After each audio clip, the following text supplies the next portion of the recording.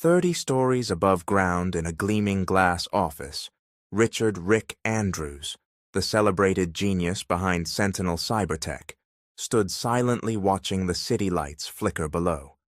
The coffee in his mug had long gone cold, much like the steely resolve in his plan. He had no idea that just weeks from now, on the very day of his lavish wedding, a secret would unravel, one that would change his entire world. 3 children, his children, ones he had never met. Can you imagine discovering you're the father of identical triplets on the very day of your wedding? This wasn't just a story of revenge. It was a painful voyage toward a truth that cut deeper than any heartbreak from the past. The towering glass and steel headquarters of Sentinel Cybertech reflected a shimmering artificial lake below, distorted and dreamlike. Rick, age 35, was a titan in the world of cybersecurity, a former white-hat hacker who had built his empire from nothing, starting from a college scholarship project that grew into a multi-billion-dollar tech company. Now, with a phone pressed to his ear, an odd tension stiffened his perfectly tailored form. His fingers tapped restlessly on the dark walnut desk. "Good afternoon. May I speak with Dr. Ana Ramirez?" Rick asked, his voice carefully controlled, though his heart thundered in his chest. "One moment, please," came the receptionist's reply from Children's Hope Hospital. While waiting, Rick glanced out at the view. He dedicated his entire life to building Sentinel Cybertech. His sharp hazel eyes reflected determination, and a flicker of something else, something that only emerged when he thought of her. Anna. "Hello?" The woman's voice on the other end snapped him back to the moment. "Anna, it's Rick," he said, forcing casualness into his tone. "Rick Andrews." A long pause, proof she remembered him, clearly. "Wow, that's a surprise," Anna finally responded, cautiousness lacing her tone. "How long has it been?" 6 years, Rick replied. 6 years, 2 months, and a few days. He immediately regretted the precision.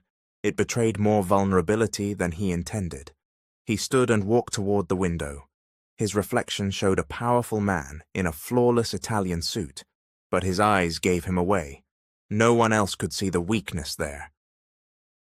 "What's the reason for your call after all this time?" Anna asked directly. Rick took a deep breath and delivered the line he'd rehearsed for weeks. "I'm getting married in 3 weeks. I wanted to personally invite you." Another pause. Rick could practically picture her expression. An arched brow, pressed lips, perhaps a furrowed brow. "You're inviting me to your wedding." Her voice carried the incredulous disbelief he expected.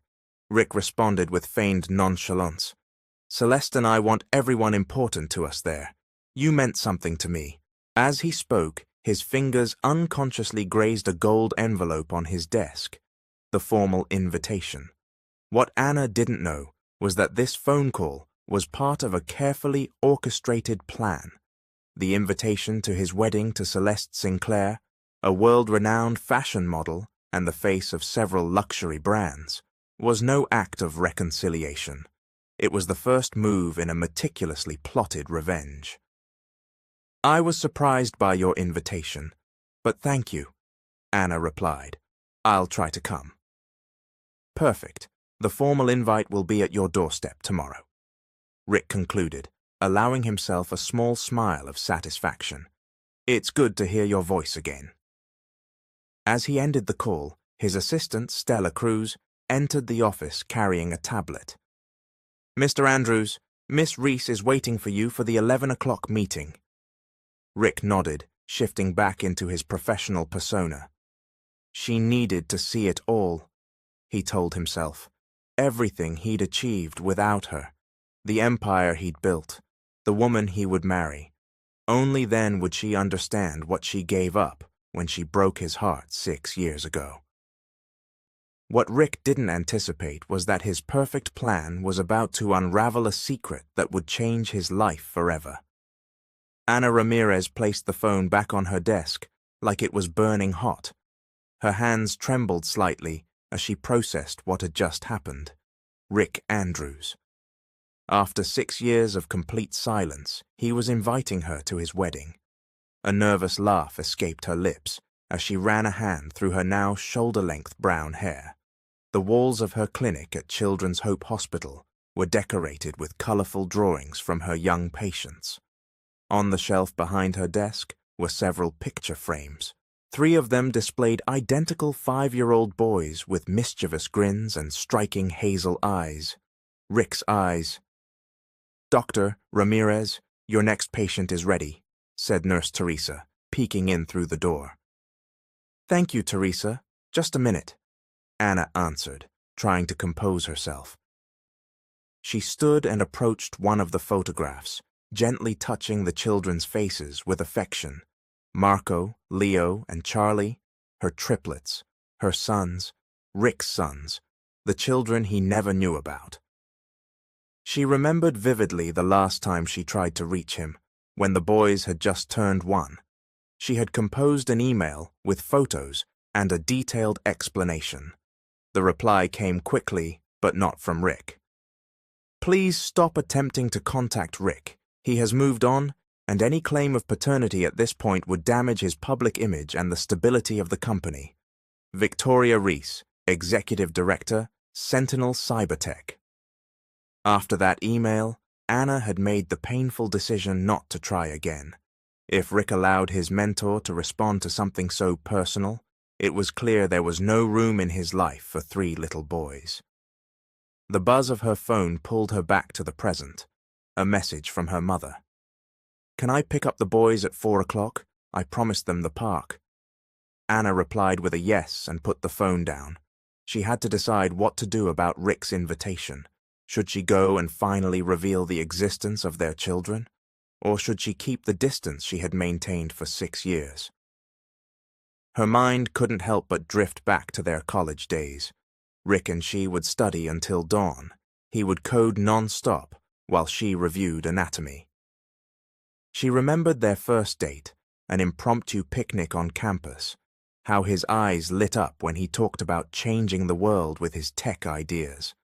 And then, they slowly drift away as his project turned into an obsession. "I can't compete with your company, Rick," she had said on the day they broke up. "There's no space left for us in your life." He had tried to convince her that things would get better once he secured funding, that he just needed more time. But Anna knew how to spot a pattern when she saw one. Now, 6 years later, Rick Andrews was everything he had dreamed of being. A tech magnate, a celebrated visionary, and soon to be married. Anna opened her desk drawer and pulled out a yellow envelope. Inside was an ultrasound from 6 years ago, showing 3 tiny embryos. The last scan before Rick vanished from her life, swept away by his new empire. "Dr. Ramirez, the child is waiting." Teresa's voice called again, more urgently. "Coming," Anna replied, quickly putting the ultrasound away and donning her white coat. She had made her decision. She would attend that wedding, but she wouldn't go alone. It was time Rick Andrews met his children. If he was ready to parade her as a token of his success, he needed to be ready for the consequences of their reunion. What Anna couldn't yet foresee was how that single decision would trigger a chain of events that could upend the carefully built life she had created for herself and her sons. Victoria Reese watched Rick from across the conference table with careful eyes. At 55, she remained an imposing figure, her jet-black hair pulled back into a tight mohawk twist, her tailored suit impeccable. She had been the first person to believe in Rick's potential when he was just a bright college student with an ambitious idea. Now, as executive director and his right hand, she protected the interests of Sentinel Cybertech like a lioness guarding her cub. The launch of the new operating system should coincide with the merger announcement, Victoria said, sliding a document toward Rick. Shareholders are expecting major media impact. Rick nodded absent-mindedly. His thoughts remained on the call with Anna. There had been something in her voice, an edge he hadn't expected. After 6 years, he had anticipated surprise, maybe even bitterness or regret, but what he heard sounded guarded, like she was keeping something from him. "Rick?" Victoria's voice cut in, brows slightly furrowed. "Are you listening?" "Sorry, Victoria," he replied, refocusing. "I was just thinking about the wedding. There are still a lot of details pending." Victoria narrowed her eyes, scanning his expression. "You invited Ana Ramirez as planned." Rick was startled. Victoria knew nearly every detail of his life, but he didn't remember mentioning his intention to invite Ana. He nodded slowly, watching for her reaction. A flicker passed through Victoria's eyes before her face returned to its usual unreadable state. "And did she accept?" she asked casually, though her fingers tightened slightly on the folder she held. "She said she'd try to come," Rick replied. She sounded surprised. Victoria leaned back in her chair, her expression unreadable again.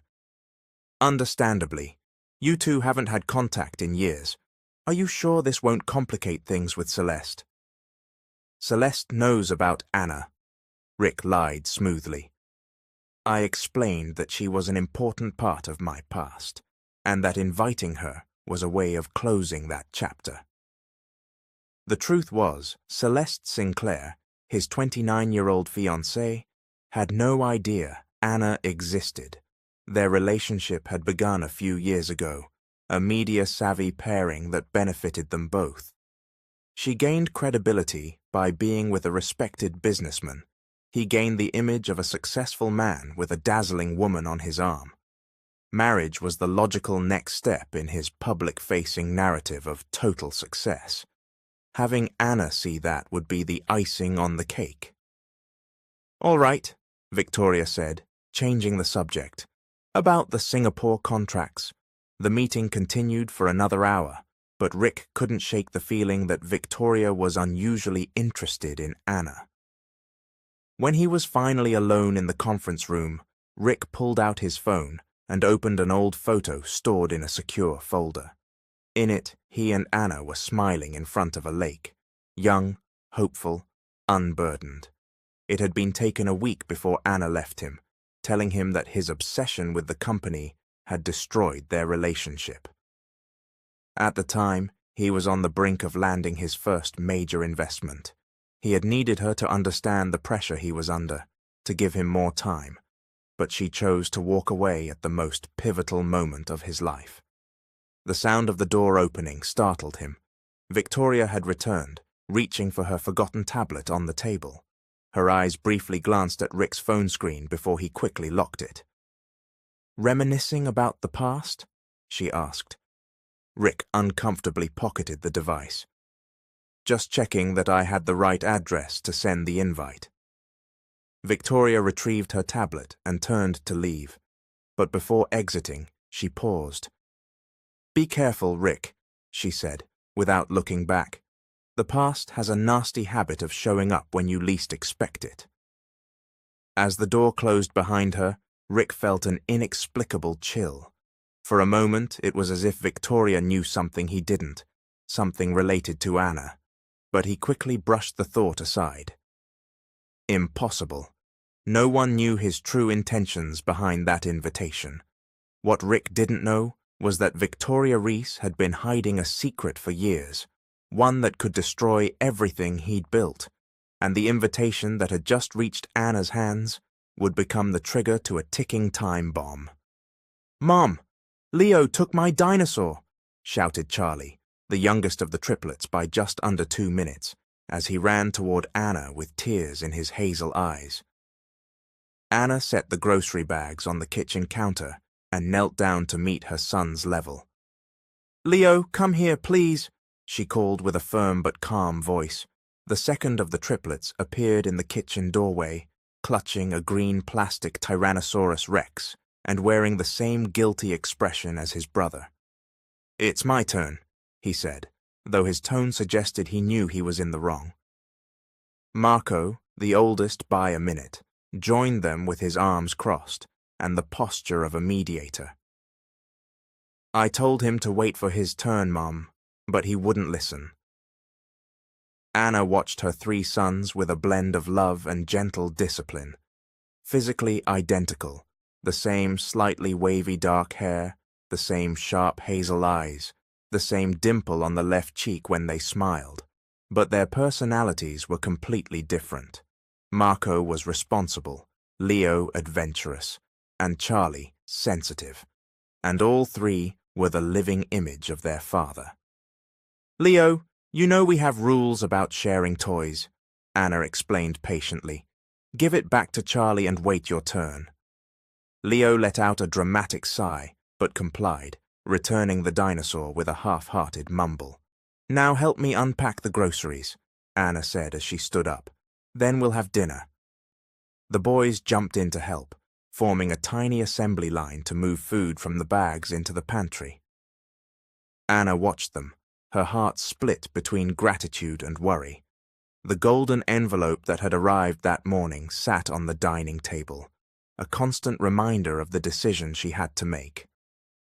As the boys washed their hands and took their seats, Anna served stew that had been simmering all afternoon, a recipe from her mother before she left. Mrs. Naina had been her rock for years, helping raise the triplets while Anna completed her pediatric residency. Mum, can we go to the zoo this weekend? Marco asked, blowing on a spoonful of hot broth. Our teacher said there are new baby pandas, Charlie added, his eyes sparkling with excitement. And big crocodiles too, Leo chimed in, mimicking a clawed monster with his hands. Anna smiled, but her mind was racing. She had 2 weeks to decide whether she would take the boys to Rick's wedding. 2 weeks to figure out if this was the right time for their father to meet them, and for them to meet him. We'll see if we can go, she finally answered. But first, there's something I want to talk to you about. 3 identical pairs of eyes locked on her. Do you remember when I told you that everyone has a dad? Even if some dads don't live with their kids, she began, choosing her words carefully. The boys nodded. Is our dad coming? Charlie asked, always the most intuitive. Anna felt the air leave her lungs. Sometimes her children's insight startled her. Not exactly, she replied honestly, but there's a chance we might meet him soon. Is he an astronaut? Leo asked eagerly. Miguel said his dad is a pilot who travels all over the world. No, not an astronaut. Anna chuckled. He's a businessman. He works with computers and technology, like Iron Man. Leo's eyes lit up. Like Iron Man? Not that flashy, Anna laughed, but he does work in advanced technology. Marco, ever the serious one, studied her carefully. Why doesn't he live with us? The question Anna had always dreaded. She took a deep breath before answering. Sometimes people take different paths in life. Your dad and I separated before you were born, and he didn't know you existed, she explained gently. Not because he didn't want you, but because he never got the chance to know about you. Why didn't you tell him? Marco persisted, frowning, the exact same way Rick did when something didn't make sense. Anna felt the knot in her throat tighten. How could she explain to a 5-year-old the complexities of their situation? How could she tell him she had tried many times, only to be stonewalled by a woman who seemed to control every aspect of Rick's life? I tried, she said finally, but sometimes things don't go as we hope. Still, now there's a chance he might meet you, and I want to prepare you for that. What if he doesn't like us? Charlie's small voice carried a tremor of genuine fear. Anna opened her arms, and the boys rushed into her embrace around the table. That's impossible, she assured them, kissing their heads. No one who meets you could ever not love you. As she held her sons tightly, Anna made a decision. She would attend Rick Andrews' wedding, and she would bring the triplets with her. Not as an act of revenge, but as a matter of justice.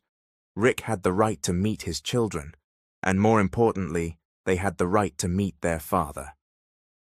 What Anna couldn't yet know was that this decision would spark a series of events that would forever alter not only Rick's life, but also the lives of everyone entangled in this complex web of secrets and truths long buried. The boutique for little princes was nearly empty when Anna arrived with the triplets. It was a high-end store in the most luxurious mall in the city, not the kind of place she usually shopped for her children, but the occasion demanded it. "I want them to look perfect," she explained to the sales lady who approached to assist them. "I need 3 matching suits for 5-year-old boys." "Of course, ma'am," the woman replied with polished courtesy.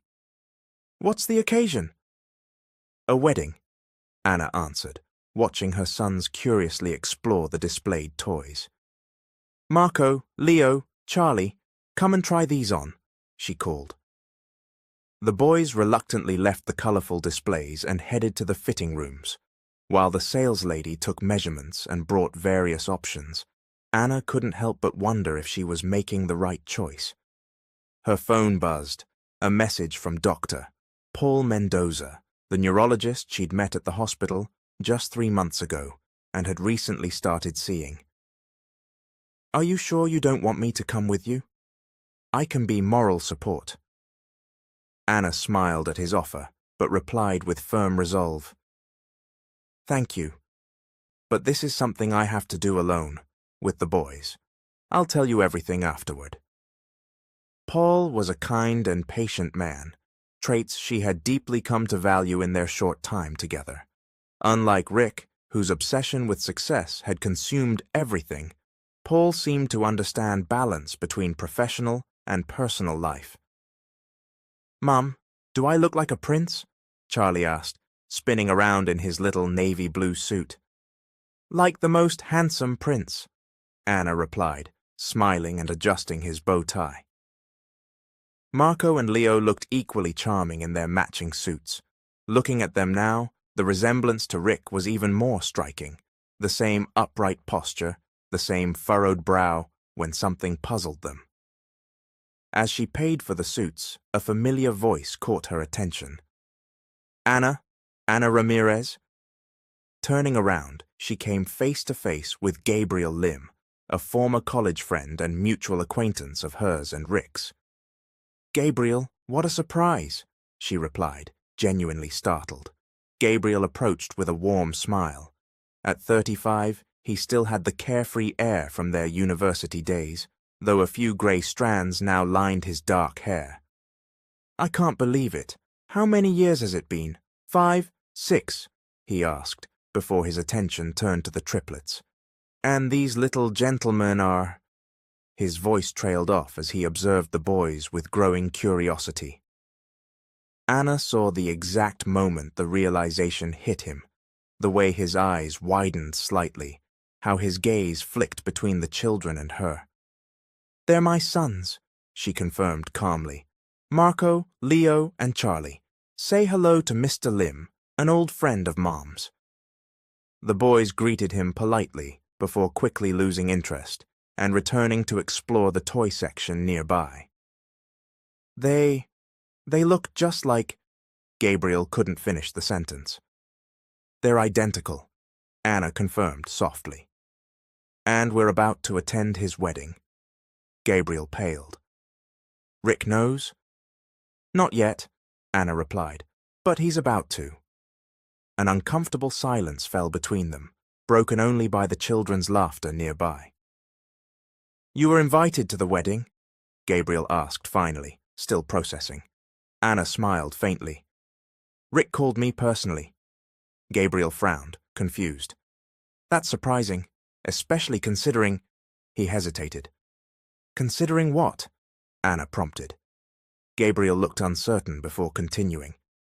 "A few months ago, at a business dinner, Rick had a bit too much to drink and started talking about the past." He paused again, visibly uncomfortable. "He mentioned your name. Said, 'One day I'll show her everything she missed out on by not believing in me.'" Anna felt a chill down her spine. "What exactly did he say?" Gabriel looked uneasy. "He said it like he had a plan. I don't mean to alarm you, but it felt premeditated." The revelation confirmed the suspicion Anna had felt since Rick's unexpected call. He hadn't invited her out of courtesy or closure. He wanted to flaunt his success in her face. "Thanks for the warning, Gabriel," she said calmly, though the storm inside her was growing. But maybe it's time Rick faced the consequences of his actions, or rather, his absence. Gabriel looked back at the boys, who were now racing to build the tallest tower with displayed blocks. "They're amazing, Anna," he said sincerely. "How did you manage all of this on your own?" "It wasn't easy," she admitted, "but my mother has been an incredible support, and the hospital's been understanding with my schedule." "And now you've decided it's time Rick meets them?" Curiosity tinged his voice. Anna exhaled. "I tried before, Gabriel, many times, but I always received negative responses, not from him, but from Victoria Reese." Gabriel's expression shifted at the name. "Victoria's always been protective of Rick," he said, choosing his words carefully. "Some in the company joke she's more bodyguard than mentor." "Do you think Rick knew she was blocking my messages?" Anna asked, a doubt that had haunted her for years. Gabriel shrugged. "Hard to say. Victoria controls a lot of access to him, especially anything tied to public image." The kids came running back, tired of the toys. "Mom, I'm hungry," Leo said, tugging gently at her blouse. "Let's go eat," Anna promised, before turning back to Gabriel. "It was good to see you." "You too," he said, handing her a business card. "Please, call me after the wedding. I want to know how it all goes." Anna took the card and slipped it into her bag. "I will," she promised, before saying goodbye. As she walked out of the store with the boys, her conversation with Gabriel echoed in her mind. Now she understood Rick's invitation more clearly. It wasn't an olive branch. It was the culmination of a long-planned act of vengeance. What Rick didn't know was that she, too, had something to reveal, something that would irreversibly alter the course of both their lives.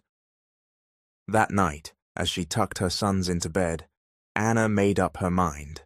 Rick Andrews would meet his children during the ceremony of his own wedding, and the world he had carefully constructed would be on the brink of crumbling. What Anna didn't know was that someone else was pulling strings from the shadows, someone whose past actions threatened to come to light, with devastating consequences for everyone involved. Victoria Reese watched the city lights from the window of her elegant apartment on the 30th floor of an exclusive building. In one hand she held a glass of red wine, in the other, her phone. A new message from Gabriel Lim lit up the screen. "They're going. She's bringing the kids to the wedding." Victoria exhaled slowly. For 6 years, she had guarded this secret with precision, intercepting emails, blocking calls, returning letters, all to protect Rick's future and, by extension, Sentinel Cybertech, the company they had built together. But now the threat loomed larger than ever. Years ago, while reviewing old company files during a systems cleanup, Victoria had come across unusual transactions linked to a former medical supply contract connected to a hospital where Anna had briefly worked as a researcher before becoming a pediatrician. The transactions traced back to offshore accounts controlled by Victoria. It had become clear that Anna had tried to raise red flags about the corruption in those messages to Rick, implying the secret wasn't just about the children, but something far deeper, something dangerous.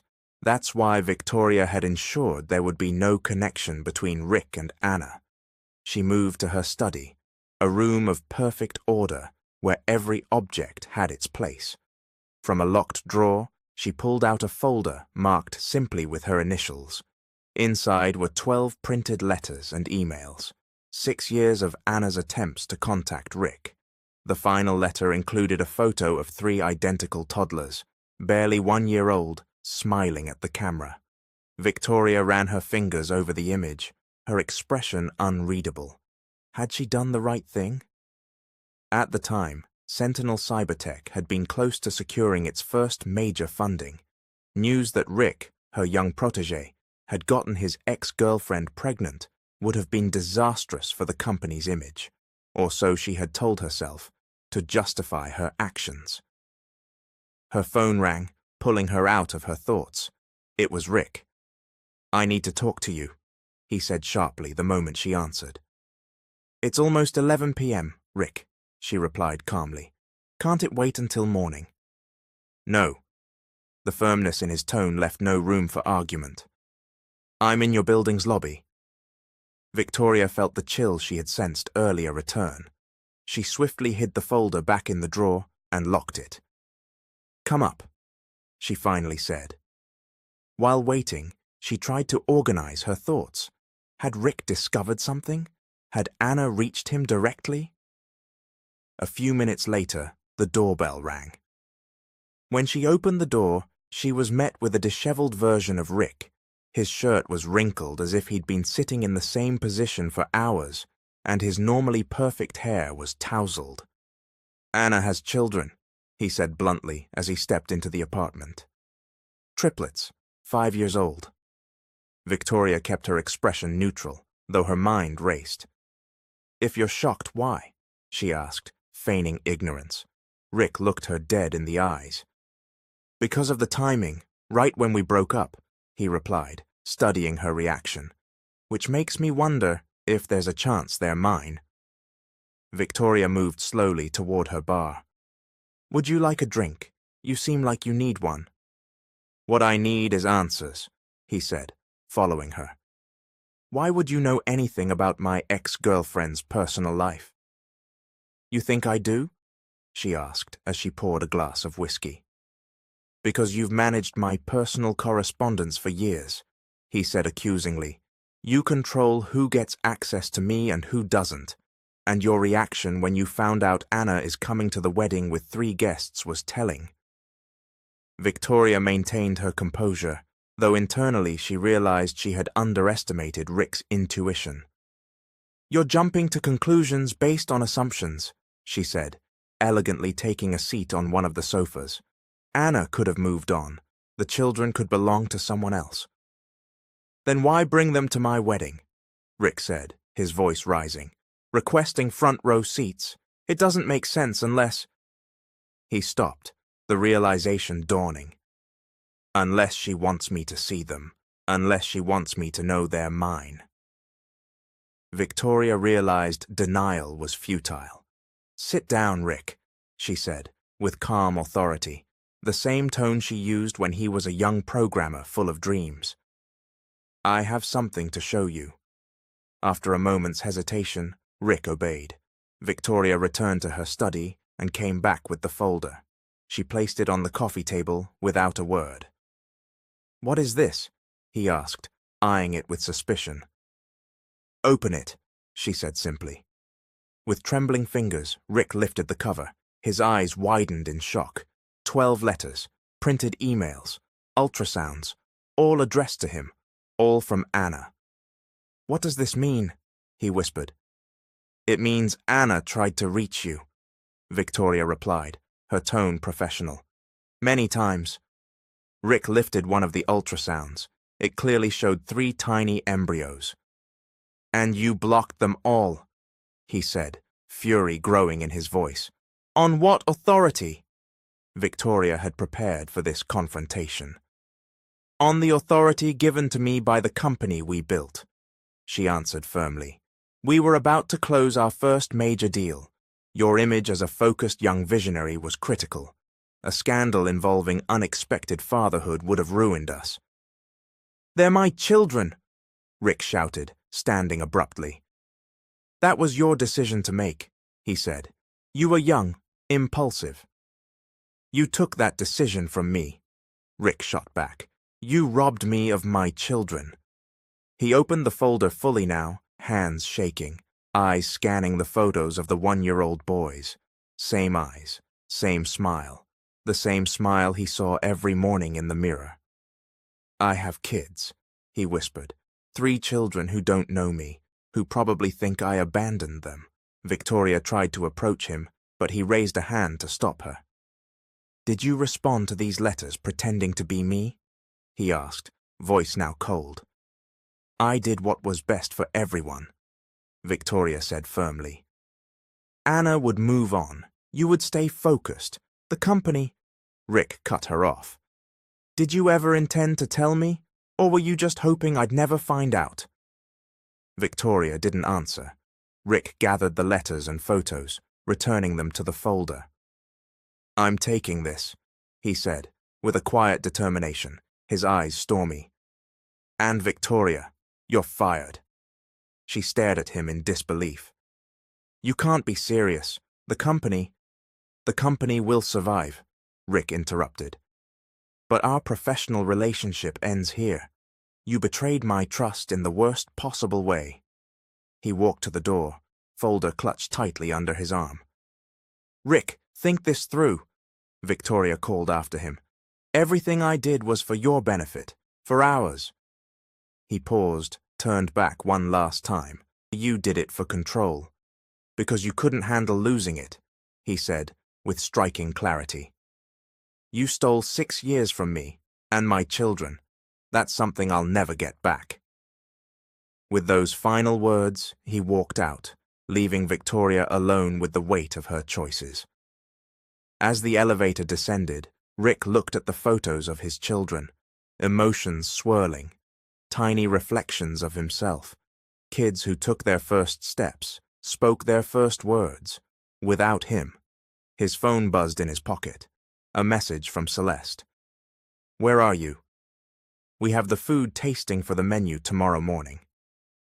The wedding, everything he'd spent months preparing, was now the last thing on his mind. A wedding that, in light of everything he'd just learned, looked completely different. As he stepped into the night, Rick faced the biggest test of his life. In just a week, he wouldn't just be seeing his children for the first time. He would have to decide what kind of man, what kind of father he was going to be, and that decision would change many lives, including his own. A gentle breeze played with Anna's hair as she watched the triplets run along the shoreline. She had decided to take them to the beach the weekend before the wedding, a small breath before the coming storm. "Look, Mom!" Leo shouted, holding up a huge seashell. "It's like a giant's house." "It's beautiful, sweetheart," she said with a smile, seated on a colorful towel.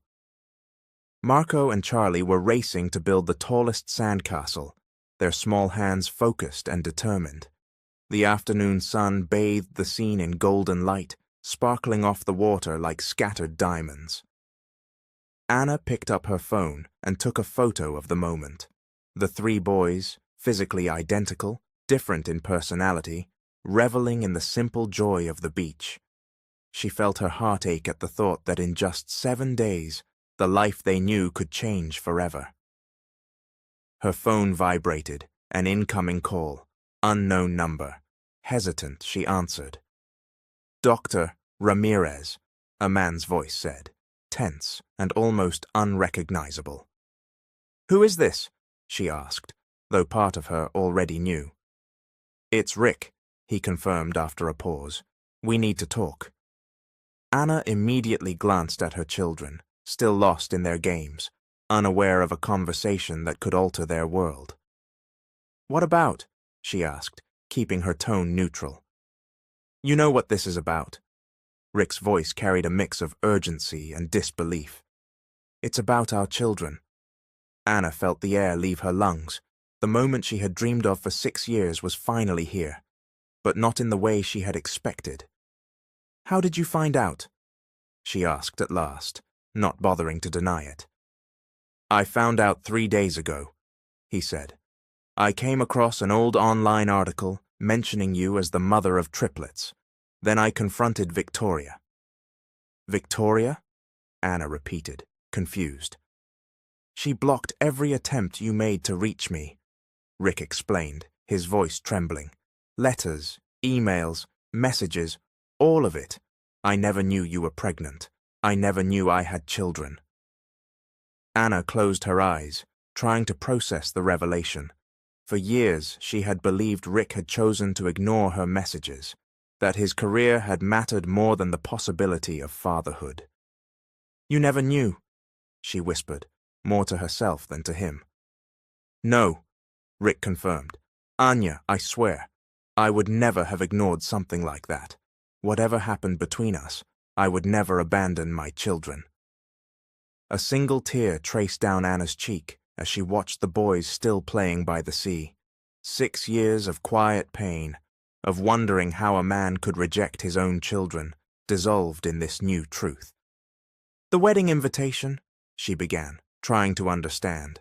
"Why did you invite me if you didn't know?"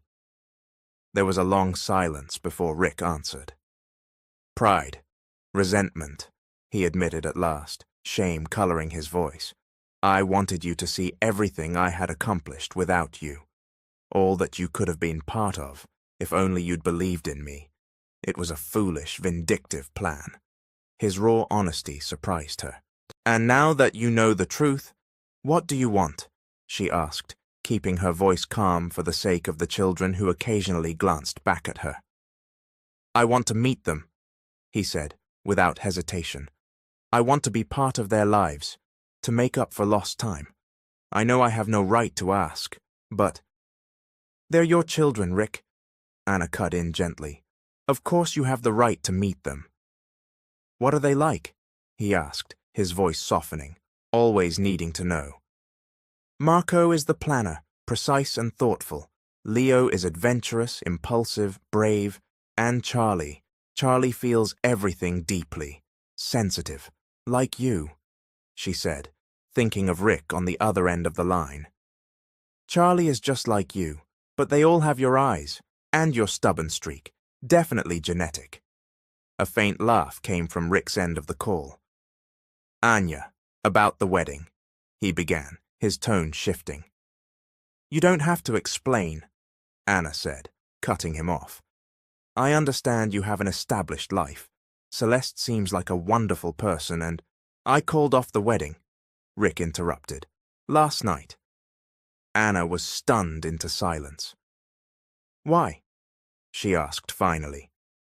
"Because I can't start a marriage on lies," he said simply. "Celeste deserved the truth about why I invited you. And when I told her, let's just say she saw a side of me she didn't like. Then I told her about the kids." "I'm sorry," Anna offered sincerely. "Don't be," Rick replied. "It was the right decision. Celeste and it was never really real. I think we both knew that." A comfortable silence settled between them, so different from the tension of their last conversation 6 years ago. "Can we meet before the wedding date?" Rick asked at last. "Privately, just you and me. There's so much we need to talk about." Anna looked toward the triplets, who were now running toward her with armfuls of seashells and beach treasures. "Tomorrow afternoon," she suggested. "The boys will be with my mum." "Tomorrow is perfect," Rick confirmed. "The cafe near Central Park at 4 o'clock?" "I'll be there," Anna promised. As she hung up, the children reached her, holding out their small hands filled with shells and colorful stones. "Look at our treasures, Mom!" Charlie squealed, his eyes sparkling.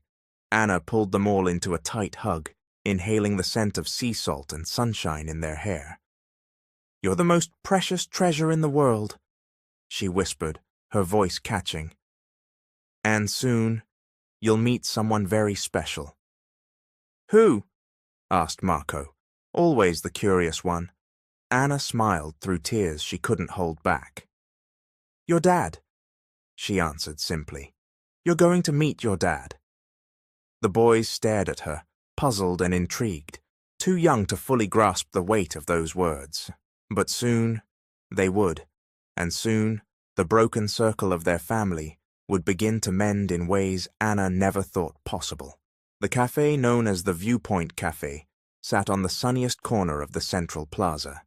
Its wide windows offered a perfect view of the park, where children and adults alike enjoyed the spring afternoon. Anna arrived 5 minutes early and chose a quiet table by the window, private yet not secluded. She wore a simple blue dress that complemented her skin tone and brought out the brown in her hair. She had debated over it for a long time in front of the mirror, scolding herself for being nervous. She didn't have to wait long. At exactly 4 p.m., the unmistakable figure of Rick Andrews walked through the cafe doors. Despite the years that had passed, Anna felt her heartbeat quicken. Rick remained a striking man, but she noticed subtle differences now. Fine lines around his eyes, a more grounded posture, and something unspoken in his gaze that hinted at experience and responsibility. He spotted her immediately and walked to the table with steady steps.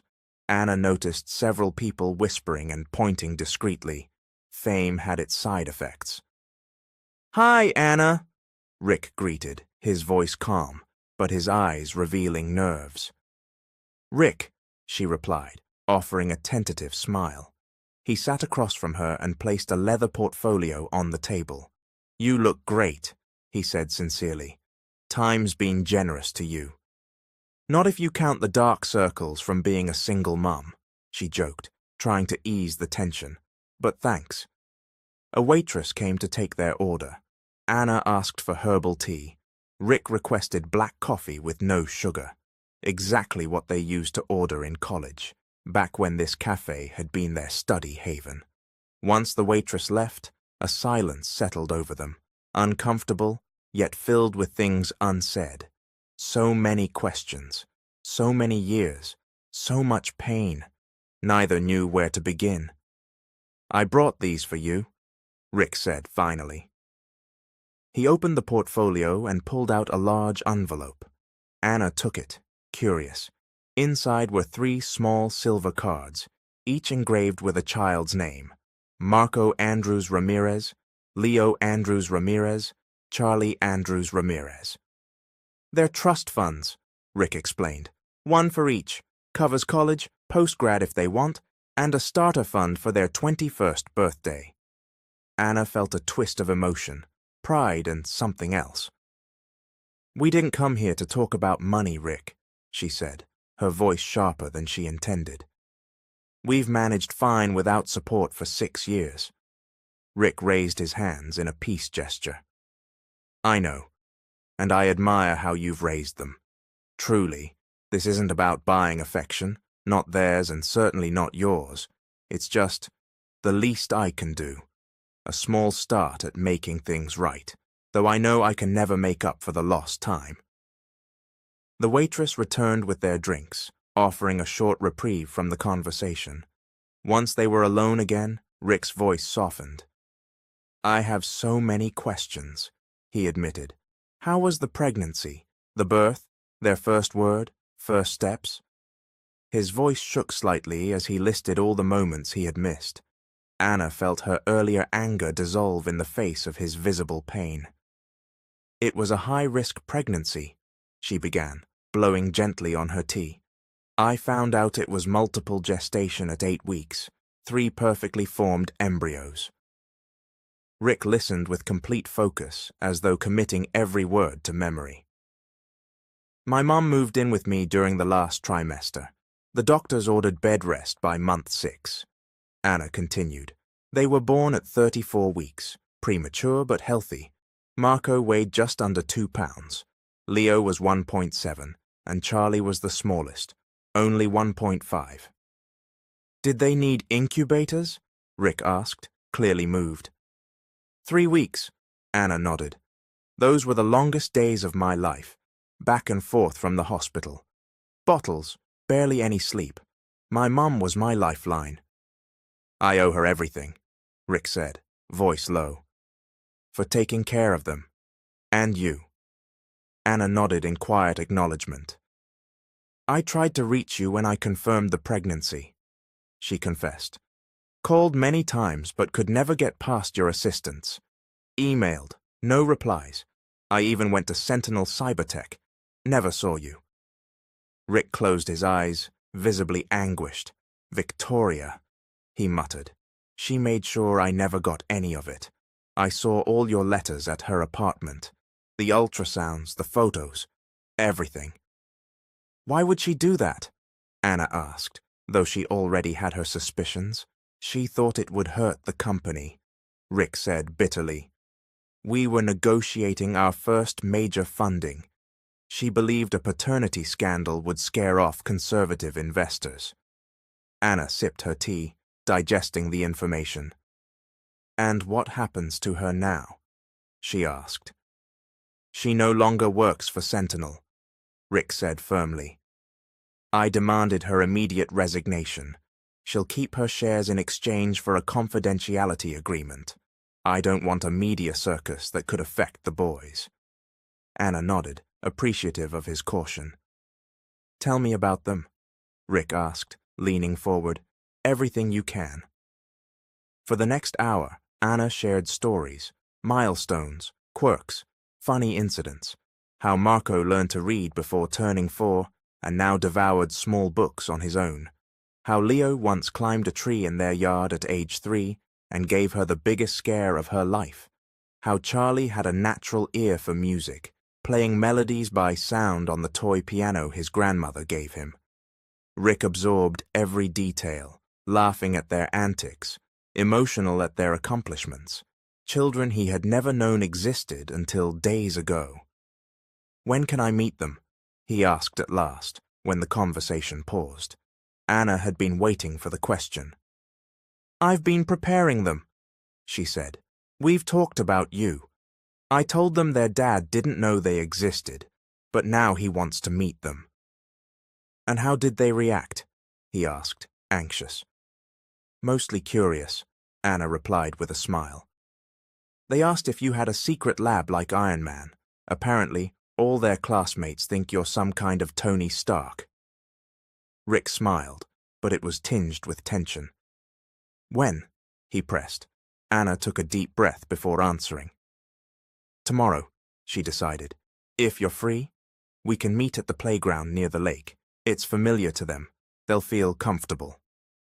Tomorrow, Rick echoed, savoring the word. I'll cancel everything. What time? 11, Anna suggested.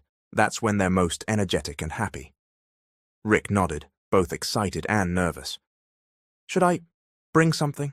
Toys? A gift? Anna smiled at his nervousness. Just bring yourself, she said sincerely. They don't need expensive toys. They need to meet their dad. Rick held her gaze for several seconds. In his eyes, Anna saw the idealistic young man she had once loved, before ambition and success reshaped him. Thank you, he said at last, for giving me this chance, after everything. I'm not doing it for you, Anna said gently. I'm doing it for them. They deserve to know their full story, to know where they came from. Rick nodded, understanding and accepting her terms. One last thing, he said, as he laid down enough cash to cover their drinks. Is there someone else in your life? A father figure for them? Anna hesitated for a moment, then answered truthfully. I've been seeing someone. Paul, a pediatric neurologist at the hospital. It's only been 3 months, but he's a good man. Something unreadable passed through Rick's eyes, but vanished quickly. I'm happy for you, he said sincerely. You deserve to be happy. They stood up together, knowing this meeting marked the start of a new chapter in their interwoven lives. See you tomorrow, then, Rick said, offering his hand. Anna took it, surprised by how familiar the touch still felt after all these years. We'll be there early, she added, with a half-smile. Don't be late. Marco hates tardiness, just like you. Rick smiled, and for the first time since they reunited, the smile reached his eyes. I'll be there at 10:45, he promised, watching as she walked away. A nearby waiter, clearing a table, had no idea he had just witnessed a reunion that would forever change the lives of one of the most extraordinary families in the city. A family about to fully define itself. Lake Park shimmered under the morning sunlight. Families filled benches and picnic areas, while children of all ages ran across the playgrounds. Rick arrived half an hour early, too nervous to wait in his apartment. He wore a casual yet polished outfit, dark jeans, a light blue shirt, and sneakers. He had carefully chosen his look, wanting to appear relaxed but respectable. Not the image of a tech mogul, but of a father ready to meet his children.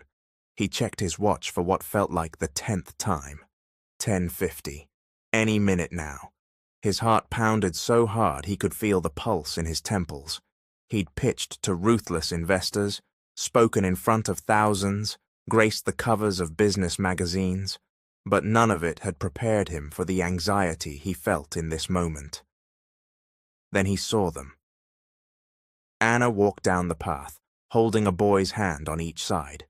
The third ran ahead, fixated on a squirrel climbing a tree.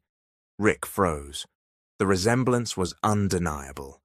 3 small versions of himself, with the same slightly wavy dark hair, the same athletic build, even the same way of walking.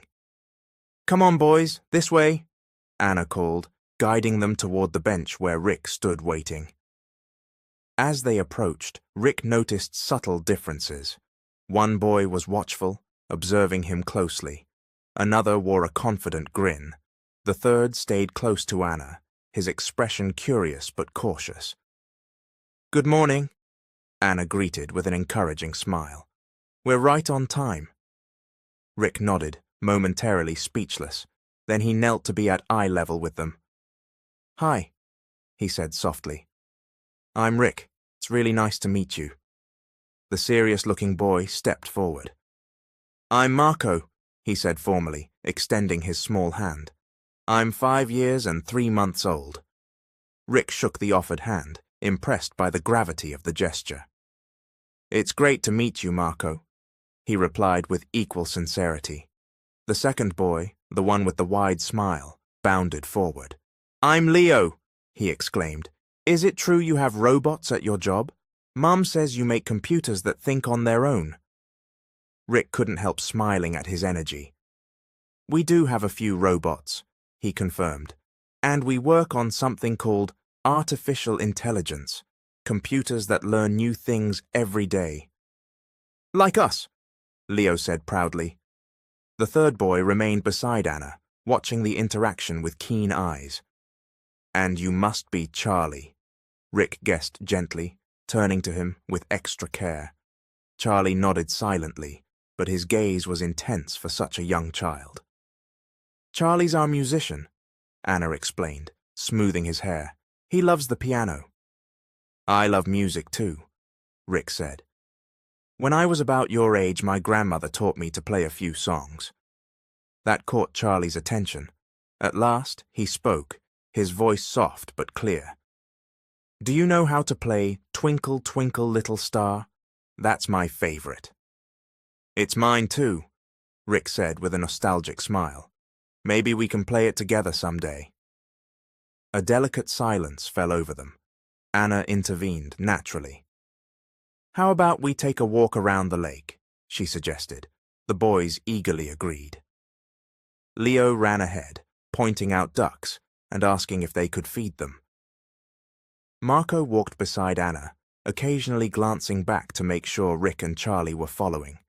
To everyone's surprise, Charlie reached out and took Rick's hand.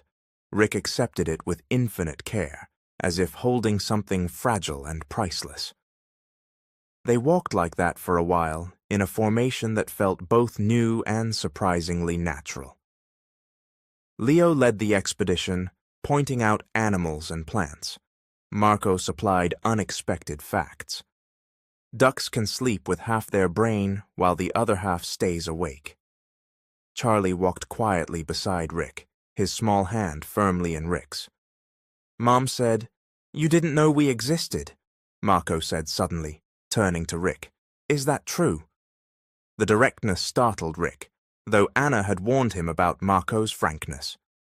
"It's true," Rick replied honestly. He knew these boys deserved the truth. "I only found out recently, and I'm very happy I did." "Why didn't you live with us before?" Marco pressed. Rick glanced at Anna, who gave him a slight nod, permission to continue.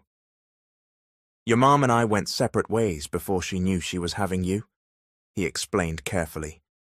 She tried to tell me, but the messages never got through, like when a phone has no battery. Like that? Leo had run back to listen. Kind of, Rick said with a smile. But more complicated. The important thing is, I know now, and I'm really glad I get to know you. You're our dad, right? Charlie's soft voice made everyone pause. His question carried more certainty than doubt. Rick knelt to his level again, still holding his hand. Charlie, he said, voice slightly trembling, I am your dad. The three boys looked at one another, exchanging silent thoughts in only the way siblings could. Finally, Marco spoke for all of them. Are you going to stay now? He asked, with the brutal logic only a 5-year-old could possess. Dads should stay with their kids. Rick looked at Anna. The situation was complicated, but he responded with calm sincerity. We live in different houses, she explained gently, like Gabriel and Lucia's parents, remember? But that doesn't mean your dad can't be part of your lives, Rick added. Will you visit us? Leo asked, barely containing his enthusiasm. Can we visit your work and see the robots? I'd love that, Rick said, and I'll come see you as often as your mom allows. And take us to the zoo? Leo added quickly. There are baby pandas now. And big crocodiles, Charlie added, his voice brighter. Rick smiled, feeling a tightness in his throat loosen. Zoo, amusement park, beach, anywhere you want, he promised. Anna watched the interaction with mixed emotions. Part of her felt deep joy watching her sons connect naturally with their father. Another part felt a pang of unease at how quickly Rick was becoming important in their lives. How about the swings? She suggested, sensing the conversation was growing intense. The boys cheered and ran to the playground with renewed energy. Rick and Anna followed at a slower pace.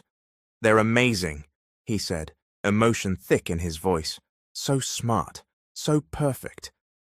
They have their moments, Anna smiled. You should see them fighting over the last slice of pizza. Rick looked at her. Thank you for this, he said quietly. For letting me meet them, for not keeping me away, even after everything. As I said yesterday, I'm doing this for them, she replied. But I have to warn you, Rick, if you decide to be part of their lives, it has to be permanent. They can't go through another loss. Her voice was steady, serious.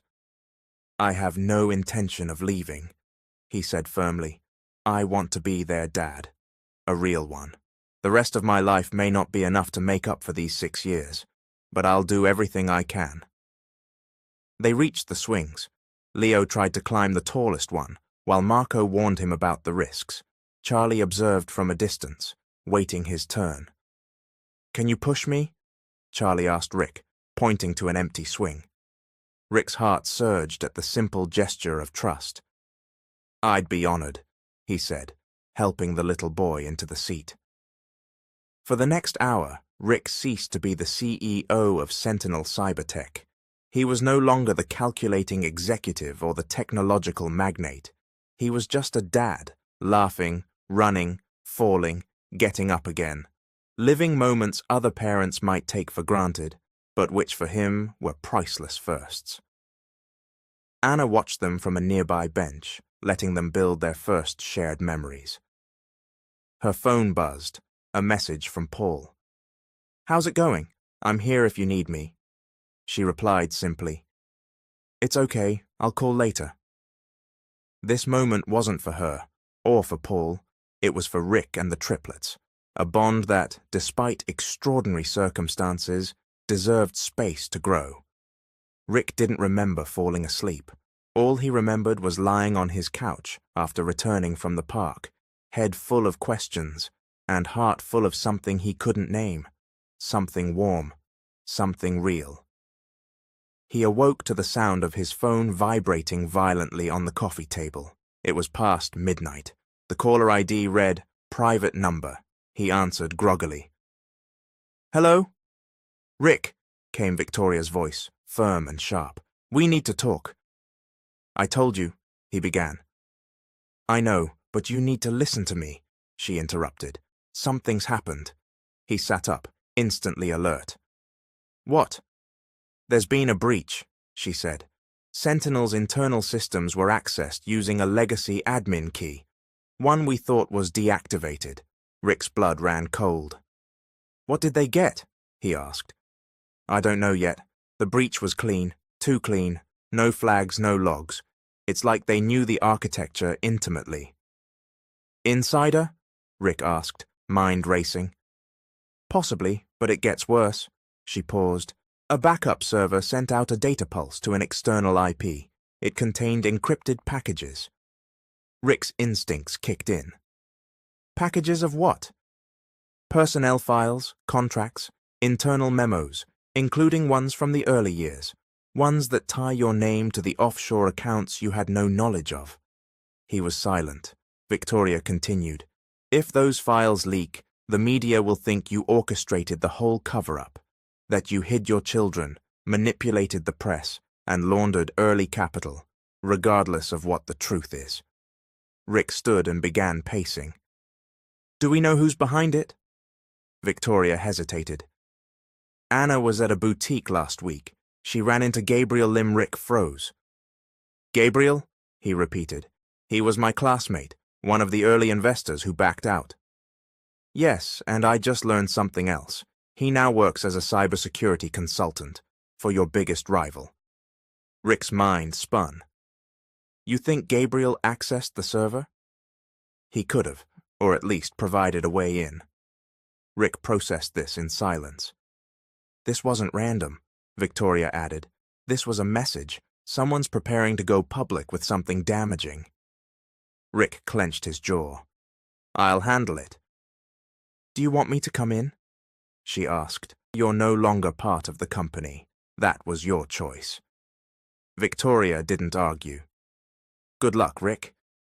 He ended the call without another word. He stood in his apartment, the city glowing far below, his thoughts racing. The reunion with his children had opened something inside him, but it had also made him vulnerable. Now he wasn't just protecting a company, he was protecting a future, a family, and someone out there wanted to destroy that. He sat down at his desk and opened his laptop, fingers moving across the keyboard at lightning speed. Layers of code, encryption logs, firewall parameters, all familiar territory. This time, it wasn't about profit or pride. It was personal. He had lost 6 years already. He wouldn't lose anything more. 2 days later, Anna sat at her office desk, reviewing a patient's chart when her assistant, Claire, knocked lightly on the door. "There's someone here to see you," Claire said, her voice uncertain. "He says it's urgent." Anna looked up. "Who is it?" "Gabriel Lim." Anna's eyes narrowed slightly. "Send him in." Moments later, Gabriel entered, looking more polished than usual, but with a nervous air. He carried a slim messenger bag and wore an expression that blended apology and tension. "I hope I'm not interrupting," he said. "I have 5 minutes," Anna replied coolly. "What's this about?" Gabriel sat across from her. "You're going to hear things soon. Things that paint Rick in a very bad light." Anna's pulse quickened, but she kept her face neutral. "What kind of things?" "Documents," Gabriel said. "Contracts, memos, financial records. All from Sentinel's early days." Anna tilted her head slightly. "You hacked his company?" "I didn't," Gabriel said quickly. "But someone did. Someone with enough access and knowledge to dig deep. And now there's a leak." "Why are you telling me this?" Gabriel looked uncomfortable. "Because you deserve to know the truth before it becomes a headline. You have children with Rick now. This affects you, too." Anna studied him. "And what truth do you believe I should know?" she asked. Gabriel hesitated before answering. "Back in college, Rick took funding from an unnamed investor. That money was funneled through offshore accounts. It was shady. The trail leads to him. even if he didn't touch the money directly. Anna's voice sharpened. Are you saying Rick's a criminal? I'm saying he's vulnerable, Gabriel said. And people are going to exploit that. Anna's instincts kicked in. You orchestrated this, didn't you? She accused. You knew I was reconnecting with him. You used that opportunity to stir things up. Gabriel didn't deny it. You weren't supposed to fall for him again, he said, his voice low. He hurt you once. I didn't want you to get hurt again. Anna stood, jaw clenched. This isn't about me. It's about you trying to rewrite history. Gabriel stood too, clearly trying to recover. Anna, you're being naive if you think Rick didn't know about the money. People don't build empires without stepping on someone. She opened the door. We're done here, she said, and if you ever go near my children again, I'll file a restraining order. Gabriel looked like he wanted to say more, but he didn't. He left without another word. Anna closed the door and leaned against it, breath shaky. She didn't know whether to believe him, but she knew one thing. She needed to talk to Rick. Rick was already waiting when Anna arrived at his office. She had called him 20 minutes earlier with only one sentence. We need to talk. Now. The moment she stepped through the glass doors of Sentinel Cybertech's executive floor, she was greeted not with the usual formality of a corporate environment, but with Rick personally opening his office door, sleeves rolled up, eyes stormy with anticipation. He closed the door behind her, and for a moment, they stood in silence. Gabriel came to see me, Anna said without preamble. Rick's jaw tensed. What did he tell you? He said documents are about to leak, she answered, that they tie you to offshore accounts, shady investors, from the early days of Sentinel. Rick nodded once. It's true. Anna blinked, surprised by the admission. I didn't know about the source of that money, Rick said, his voice steady. I was 19, desperate for seed funding. I signed what Victoria told me to. Everything was in her name, funneled through entities she controlled.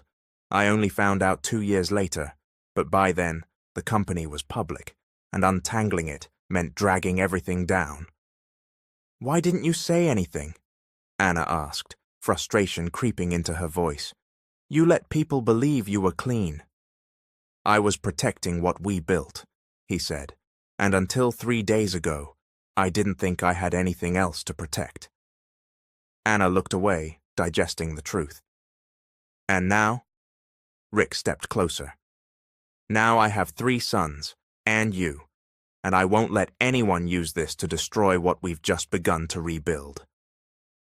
Anna's eyes searched his face.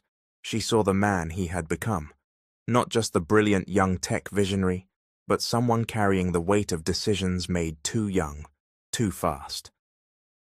So what do we do? She asked. We get ahead of it, Rick said. Tomorrow I'm holding a press conference. I'm going to tell the truth. Anna's eyes widened. You'd admit everything? I'd rather be judged for my honesty than crucified by a lie, he said.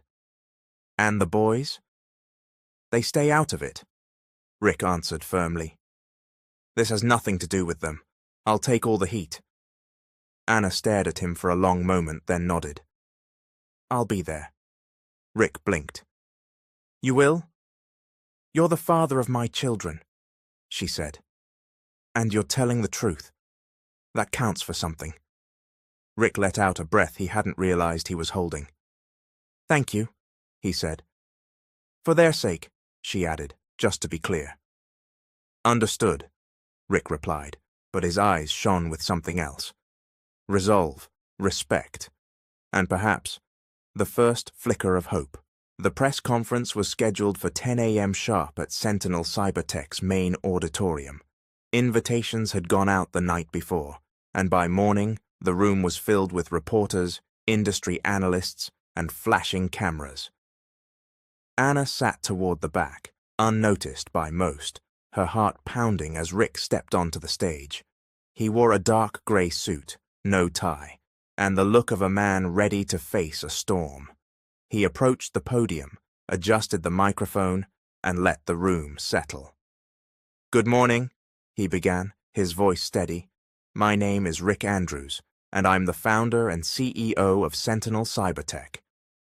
A few shutters clicked. The room hushed. Over the past 15 years, this company has grown beyond anything I ever imagined.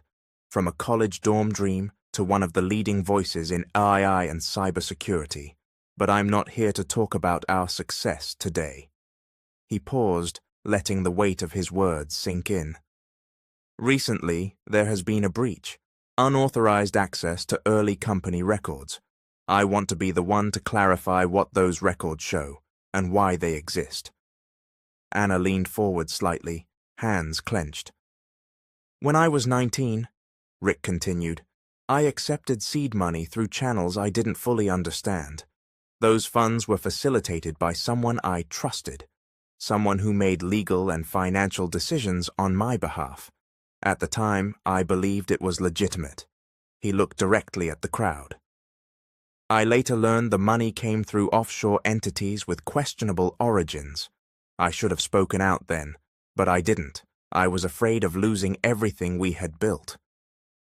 Murmurs echoed through the room. Reporters scribbled furiously. "I take full responsibility for my silence," Rick said. "I didn't steal. I didn't knowingly commit fraud, but I also didn't speak up, and that was a mistake." He took a deep breath. "This company, my team, my family, deserves better, and from today on, I commit to complete transparency. I've submitted all related documents to the appropriate legal authorities and regulators. I've also stepped down temporarily as CEO, effective immediately, while an independent audit is conducted."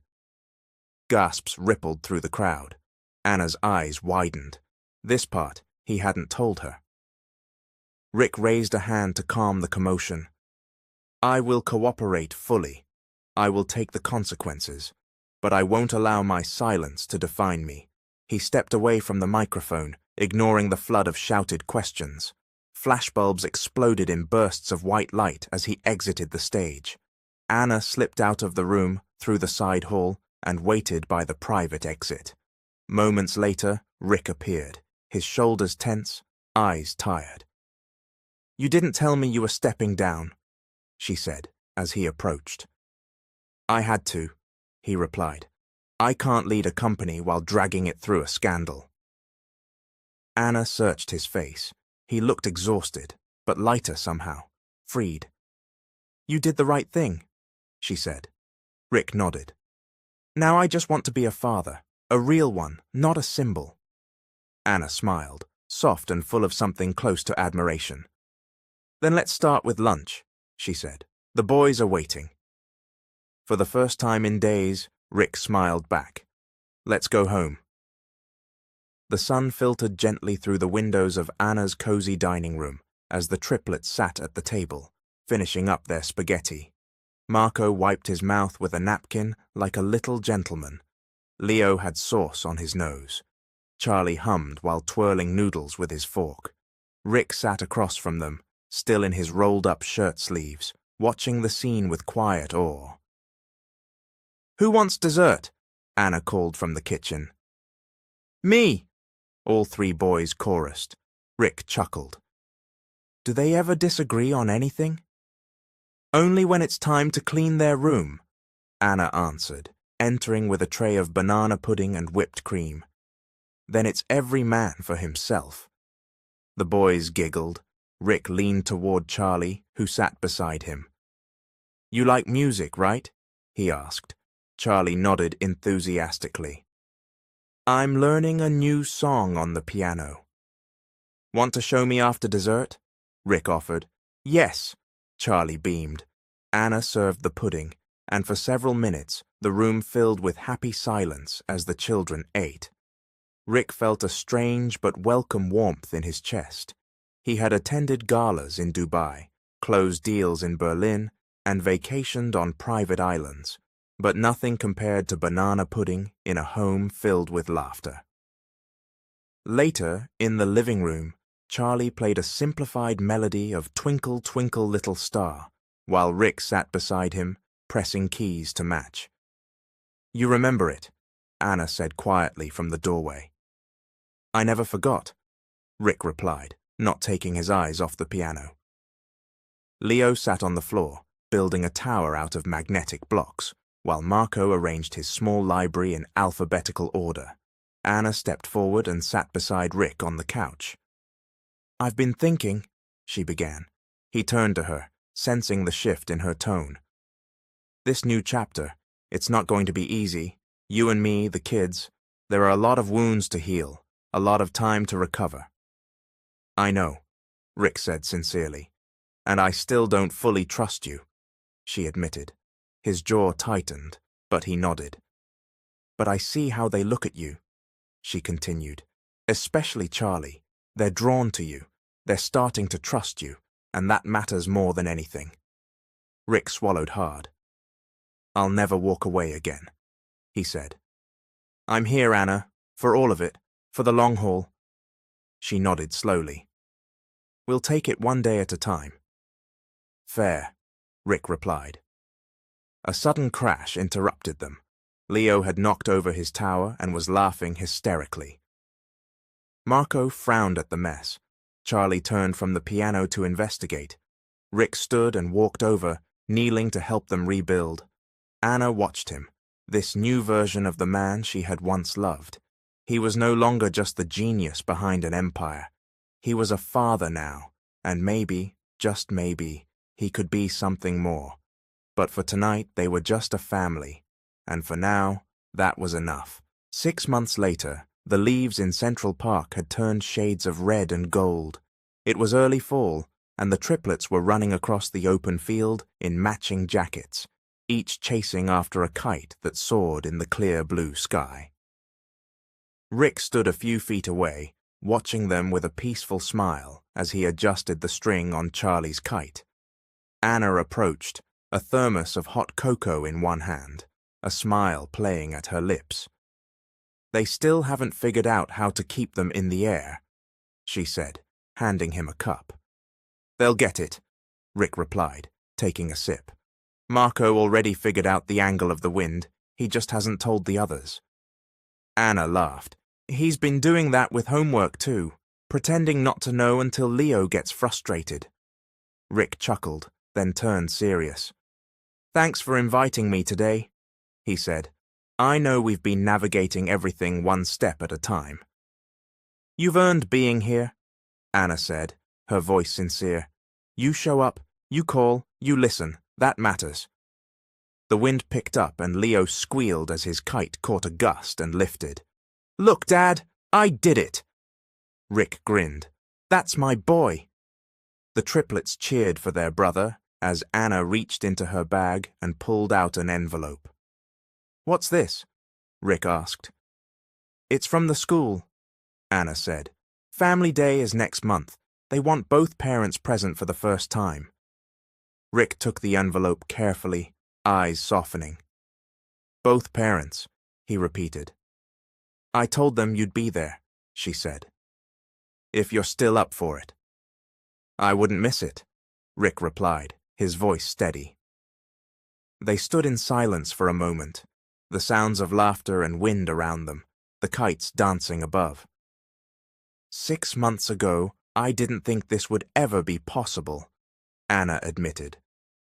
"Neither did I," Rick said. "But I'm glad we're here." Charlie ran back toward them, cheeks flushed from the breeze. "Mom, Dad, I want to draw this later. Me, my brothers, and our kites." Anna knelt down. "That sounds perfect, sweetheart." Rick ruffled Charlie's hair. "Just make sure you draw mine the highest." Charlie laughed and ran back to his brothers. Anna and Rick watched them, hearts full. They had started as strangers, became enemies, lived as memories, and now stood side by side as co-parents to 3 beautiful, curious, unstoppable boys. It wasn't the life either of them had planned, but sometimes the best stories weren't the ones written in advance. They were the ones rewritten together. The end. This is Mr. Hope. Thank you all for watching.